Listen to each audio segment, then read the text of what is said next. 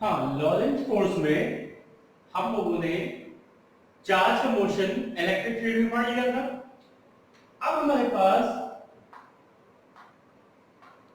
Laurent force की study हम करेंगे जब चार्ज हमारा मैग्नेटिक फील्ड में हो। ठीक है, तो हम ये कंसीडर कर लेते हैं कि एक यूनिफॉर्म मैग्नेटिक फील्ड है हमारे पास। ठीक है, and this is perpendicular inside the plane. ठीक है, इस तरह की हमारे पास मैग्नेटिक फील्ड है और हमने ये स्टडी किया कि अगर इसमें एक चार्ज v वेलोसिटी से इंटर करता है, अगर हमारे पास चार्ज q है और ये v वेलोसिटी से इंटर करता है, तो इसकी तरफ एक परपेंडिकुलर फोर्स लगेगी। ठीक है, ये फोर्स यहां पे लग रही है और मैग्नेटिक फील्ड इसको क्या करती है, ये फोर्स जो अंदर लगेगी तो ये यहां पे टर्न होगा, इस तरह से फोर्स लग गई यहां पे, फिर यहां पे टर्न हुआ, फोर्स हमेशा अंदर की तरफ लग रही है और वेलोसिटी हमारी टेंजेंशियल लग रही है परपेंडिकुलर टू दिस वन। या इसको हम इस तरह से देख सकते हैं कि ये हमारा एक सर्कुलर मोशन हो गया चार्ज का। चार्ज q है, v वेलोसिटी से मूव कर रहा है, यहां पे भी v वेलोसिटी से मूव कर रहा है, ये सेंटर हो गया और ये हमारे पास यूनिफॉर्म मैग्नेटिक फील्ड हो गई। ठीक है, ये यूनिफॉर्म मैग्नेटिक। तो अब हमने ये देखा था कि यहां पे ये जो वेलोसिटी होगी और ये इस पे जो फोर्स लगेगी that is perpendicular to velocity. यहां पे भी फोर्स लग रही है परपेंडिकुलर टू वेलोसिटी, यहां पे भी फोर्स लग रही है परपेंडिकुलर टू वेलोसिटी, हर जगह, और एज ए रिजल्ट ये क्या करेगा, एक मोशन करेगा।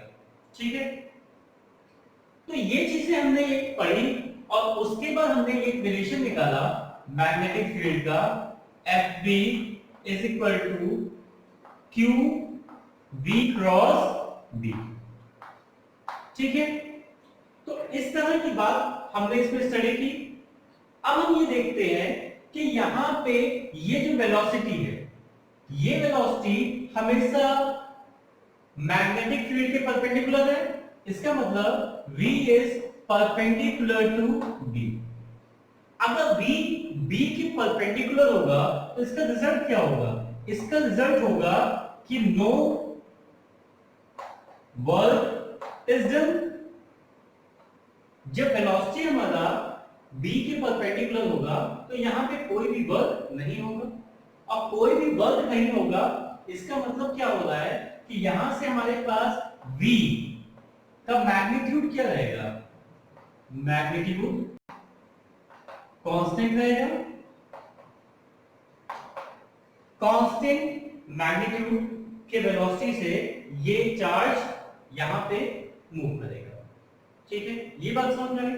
लेकिन यहां पे अगर हमारे पास वेलोसिटी कांस्टेंट है, ठीक है ना, बट यहां पे क्या होगा कि मोमेंटम की डायरेक्शन, मोमेंटम की डायरेक्शन क्या होगी, चेंज होगी यहां पे।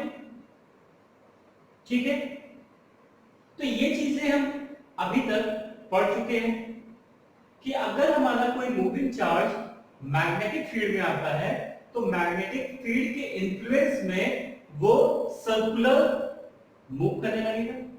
ठीक है, अब यहां से जरा देखिए, ये हमारे पास जो फोर्स है, इस फोर्स को हम लिख सकते हैं f b is equal to q v b sine theta, ये लिख सकते हैं। अब हम कंसीडर कर रहे हैं कि यहां पे हमारे पास एक यूनिफॉर्म मैग्नेटिक फील्ड है, ये यूनिफॉर्म मैग्नेटिक फील्ड है। ठीक है, अब क्योंकि हम ये जानते हैं कि अगर चार्ज हमारा रेस्ट में होगा तो उस पर कोई भी मैग्नेटिक फोर्स नहीं लगेगी, तो हम यहां पे कंसीडर करते हैं कि चार्ज हमारा मोशन में है। ठीक है, और चार्ज का मोशन किधर हो रहा है, या हम मैग्नेटिक फील्ड को ऊपर बना लेते हैं। चलिए देखिए ध्यान दीजिए, मैग्नेटिक फील्ड हमारा इस तरह से है, ये मैग्नेटिक फील्ड हो गई, ठीक है। और हमारा चार्ज क्यू इसमें इस वेलोसिटी से मूव कर रहा है, ठीक है। तो यहां पे क्लियर ये दिख रहा है कि v is perpendicular to b, v यहां पे परपेंडिकुलर है, ठीक है। तो यहां पे हमारे पास थीटा की वैल्यू क्या हो जाएगी, 90 डिग्री हो जाएगी, और sin 90 की वैल्यू 1 होती है, इसलिए यहां पे फोर्स लगेगी।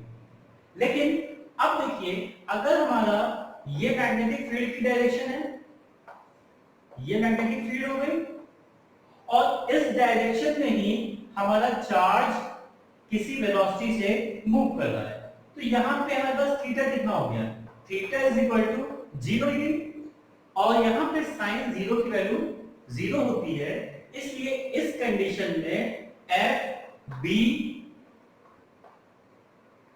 Will not act. यहां पे क्या करेगी कि मैग्नेटिक फोर्स एक्ट नहीं करेगी। या इसी तरह से अगर हमारा पार्टिकल ये तो पैरेलल हो गया, अगर एंटी पैरेलल है तो एंटी पैरेलल में क्या हो जाएगा, देखिए ये हमारे पास मैग्नेटिक फील्ड है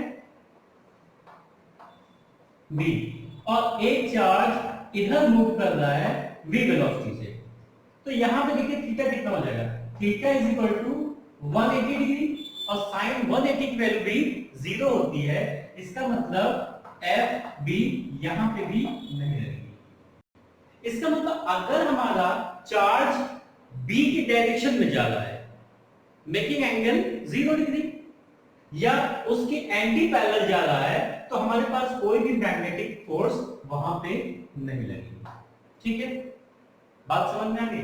अच्छा, और अगर पार्टिकल हमारा परपेंडिकुलर जा रहा है तो जो फोर्स लगेगी दैट इज मैक्सिमम। ये बेसिक कॉन्सेप्ट थे। अब देखिए हम इसकी स्टडी करते हैं। अब यहां पे हम सपोज करते हैं कि एक पार्टिकल, मूविंग पार्टिकल हमारा, ये डायरेक्शन है मैग्नेटिक फील्ड, ठीक है, ये मैग्नेटिक फील्ड की डायरेक्शन होगी बी। यहां पे एक पार्टिकल इंटर करता है, चार्ज इंटर करता है Q, making theta angle with velocity u, ठीक है। तो अब क्या होगा, देखिए ध्यान दीजिए, अभी तो सिंपल केस हमने देखा कि अगर वो पैरेलल हो या एंटी पैरेलल हो, ये 90 डिग्री एंगल बना रहा है, तो फोर्स क्या लगेगा, ठीक है। अब यहां पे हम देखते हैं, अगर एक पार्टिकल इस तरह से मैग्नेटिक फील्ड के साथ थीटा एंगल बनाते हुए एंटर कर रहा है, तो क्या होगा, ये वेलोसिटी, इसको हम दो कंपोनेंट में ब्रेक करते हैं, ये और ये वेलोसिटी हमारी आ जाएगी u cos थीटा, और ये वेलोसिटी हमारी हो जाएगी u sin थीटा, ठीक है। तो अब देखिए ध्यान दीजिए, ये जो वेलोसिटी हमारी अलोंग b के डायरेक्शन में आ गई है, तो यहां पे एंगल कितना हो गया, यहां पे एंगल 0 हो गया और साइन 0 हो जाएगा। इसका मतलब इस पे, इस वेलोसिटी पे no effect of magnetic field, इस पे मैग्नेटिक फील्ड का कोई इंफ्लुएंस नहीं रहेगा, ठीक है। अब हम आते हैं इस वेलोसिटी पे u sin थीटा पे, तो u sin थीटा कितना एंगल बना रहा है, 90 डिग्री, ठीक है। तो इस वेलोसिटी पे मैग्नेटिक फील्ड का इफेक्ट होगा, ठीक है।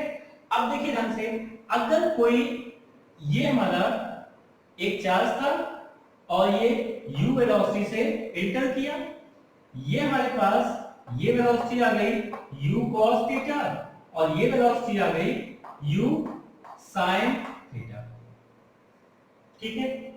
और ये एंगल हमारा थीटा था, ये मैग्नेटिक फील्ड में है, ये हमने बना लिया फिगर। अब देखिए क्या करेगा, जब भी कोई मूविंग पार्टिकल किसी वेलोसिटी से मैग्नेटिक फील्ड के इंफ्लुएंस में आता है, तो हमने ये पढ़ा है कि वो उसके चारों तरफ घूमने लगता है, ठीक है। इसका मतलब u sin theta u sin theta उसको क्या करेगी, उसको टर्न करेगी, या सर्कुलर घुमाने की कोशिश करेगी। ठीक है, ये हम पहले पढ़ चुके हैं।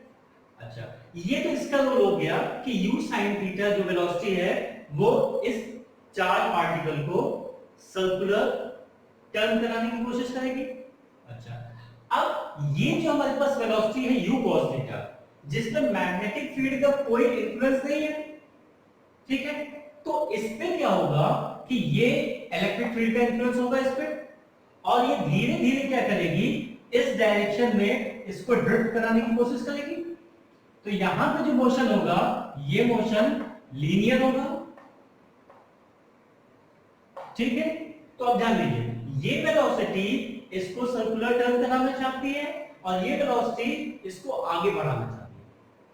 तो इसकी वजह से होगा क्या, इसकी वजह से ये होगा कि दोनों का कंबाइंड इफेक्ट इसके ऊपर आ जाएगा, और दोनों का जब कंबाइंड इफेक्ट आ जाएगा तो ये दोनों के इन्फ्लुएंस में आगे बढ़ेगी। अब चार्ज हमारा कैसे मूव करेगा, देखिए ध्यान दीजिए, ये हमारी मैग्नेटिक फील्ड हो गई,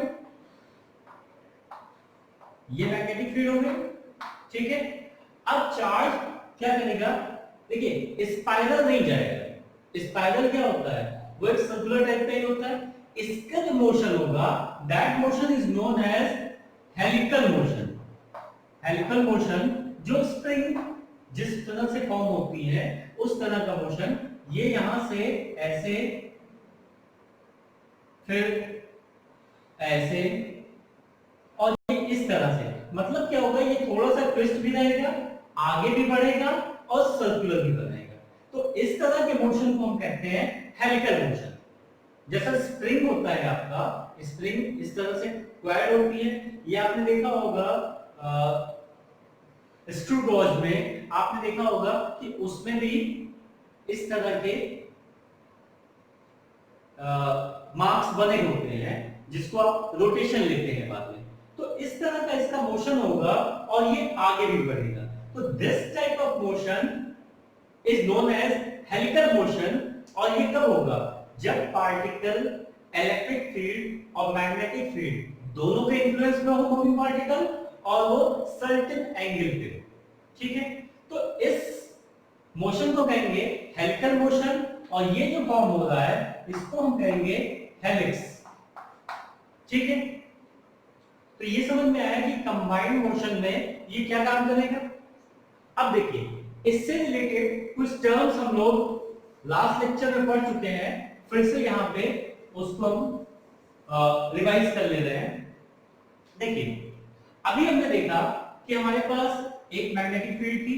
ठीक है, मैग्नेटिक फील्ड है, ये मूविंग चार्ज है, तो इसके किनारे क्या करेगा, अगर ये चार्ज q है v वेलोसिटी से, तो इस तरह से ये मूव करेगा। v और f, इसके अंदर एक फोर्स लगेगी f, और वो हमेशा क्या होगी, परपेंडिकुलर टू वेलोसिटी, और एज अ रिजल्ट ये टर्न करेगा और सर्कुलर मोशन स्टार्ट कर देगा। तो यहां पे देखिए, जब भी कोई सर्कुलर मोशन होता है और फोर्स रेडियली इन्वॉल्व रहती है, उस फोर्स को कहते हैं सेंट्रीफ्यूगल फोर्स। ठीक है, और यहां पे सेंट्रीफ्यूगल फोर्स कौन प्रोवाइड कर रहा है, मैग्नेटिक फोर्स। इसका मतलब यहां पे हमारे पास फॉर्मूला हो गया mv² upon r, this is centrifugal force, और this is equal to qvb। Theta 90 degree है, इसलिए sin 90 1 हमने ले लिया। अब यहां से हमारे पास एक ये कैंसिल हो गया, तो r का फॉर्मूला क्या आ गया, mv अपॉन b, ये आ गया रेडियस। ठीक है, अब हम यहां पे क्या कहेंगे, इसको कहेंगे रेडियस ऑफ हेलिक्स। ये देखिए, ये जो हेलिक्स बन रहा है इसके रेडियस इससे आएगा। ठीक है, क्योंकि ये कंबाइंड इफेक्ट में है, तो यहां पे जो रेडियस बनेगा इसको हम कहेंगे रेडियस ऑफ हेलिक्स। ठीक है, mv अपॉन bq। अच्छा, अब इसी फॉर्मूले को थोड़ा सा मॉडिफाई भी कर सकते हैं, एनसीईआरटी में यही दिया है, आप थोड़ा सा मॉडिफाई कर सकते हैं। ये सर्कुलर मोशन हो किसकी वजह से रहा है, हमारे पास दो वेलोसिटी थी, ये वेलोसिटी थी u cos थीटा और ये वेलोसिटी थी u sin थीटा। तो यहां पे जो वेलोसिटी रिस्पांसिबल है for the circular motion that is u sin theta. तो यहां पे हम फॉर्मूला ये भी लिख सकते हैं r is equal to m u sin theta upon b q। ठीक है, ये फॉर्मूला भी यहां पे हम इस पे भी क्वेश्चंस आते हैं। तो ये तो हमारा हो गया रेडियस ऑफ हेलिक्स। अब हम यहां पे निकालते हैं, देखिए हमारे पास ओमेगा हम निकालते हैं, एंगुलर फ्रीक्वेंसी। ठीक है, तो ओमेगा का हमारे पास फॉर्मूला क्या है, v is equal to r omega, that is omega is equal to v upon r। ये रेडियस ऑफ हेलिक्स है इस केस में, तो v को हम v रहने देते हैं, r की वैल्यू हमारे पास क्या है mv, अपॉन करेंगे तो ऊपर आ जाएगा dq, ये कैंसिल हो गया, तो omega is equal to dq upon m, ये आ गया हमारे पास ओमेगा। ठीक है, अब अगर टाइम पीरियड हम निकालते हैं तो टाइम पीरियड होता है 2 पाई टोटल जो डिस्टेंस हो गई अपॉन एंगुलर वेलोसिटी, तो ये हो जाएगा 2 पाई ओमेगा, ये हो जाएगा m अपॉन dq। ये हमारे पास टाइम पीरियड आ गया यहां पे। ये सारे रिलेशंस साइक्लोट्रॉन में हमें हेल्प करेंगे। ठीक है, अब यहां पे हम फ्रीक्वेंसी निकालते हैं, तो फ्रीक्वेंसी का मतलब फॉर्मूला क्या है, फ्रीक्वेंसी होता है is equal to 1 upon time period. तो फ्रीक्वेंसी टाइम पीरियड का उल्टा हो जाएगा, that is bq upon 2 pi m। ये हमारे पास फ्रीक्वेंसी है। ठीक है, अब यहां पे एक टर्म और इंट्रोड्यूस होता है जिसको हम कहते हैं पिच। और पिच क्या होती है ये समझिए। देखिए पिच हमारे पास, पिच